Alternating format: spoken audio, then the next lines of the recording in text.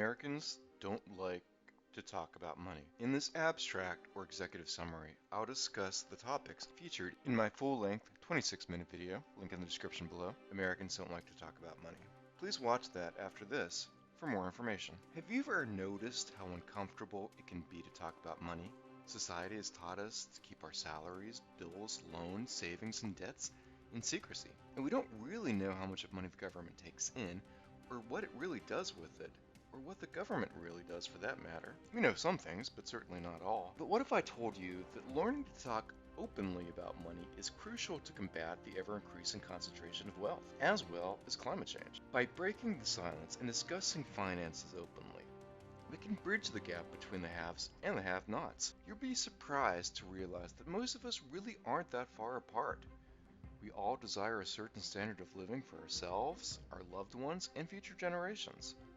But it's not just about money.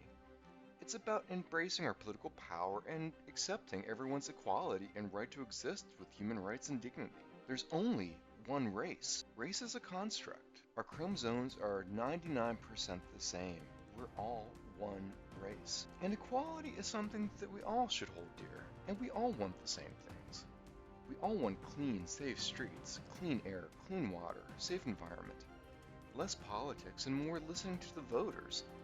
We want big money out of politics and an end to climate change. We want an equal, civil, and minority rights, and an end to racism. A life that's a little easier for all of us, and not just as stressful as it has been, where we all could live a good life with a good standard of living. And then everything else on top of that is either based off of luck or what we put out there. And yes, we have to embrace that we're all equal, that race is a lie, and that there's only one race. All of us. Read the Scientific American article, link in the description below, for proof. So you agree we're all equal? Then we must eradicate racism and discrimination from whatever dark nook and crannies it hides in. America has to wake up to the many truths, this amongst them.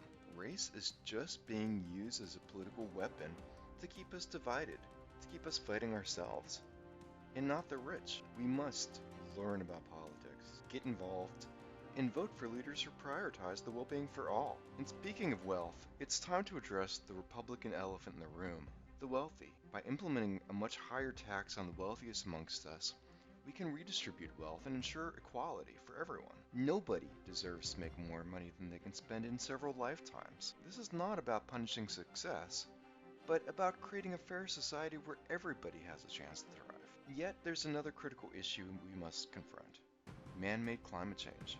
Our planet is suffering, and we're all the ones responsible. But the rich are the ones who keep the economic system in place. By sustaining sustainable practices and supporting leaders who prioritize environmental protection, we can secure a better future. Now, let's talk about democracy. It's the cornerstone of any just society, but it's not guaranteed. Voting for the right leaders, Democrats, is the only way to preserve and ensure that we still have democracy left. It's our duty and responsibility to exercise our power at the ballot box and safeguard our freedoms for our planet, for all of us. Only through coming together can we ensure and secure equality, prosperity, and a sustainable future for all. So let's unite and embrace the Renaissance spirit. Let's talk about money, learn about politics, demand equality, combat climate change, and vote for a just future. Your voice is important. Shouldn't you use it to tell politicians what you want, the things that we all want, the things that we all share in common, and vote for politicians who are going to make that a reality, not wreak havoc on us and take away more rights or give more money to the rich. There's only one party in government right now that can even function, and that's the Democratic Party. The Renaissance spirit, more than just a style, but a style for living, growing, learning, and thinking. Live the Renaissance spirit. If you find this intriguing, please subscribe, turn on notifications, and watch my full 26-minute video on the subject. Link in the description below. Thank you. Take care.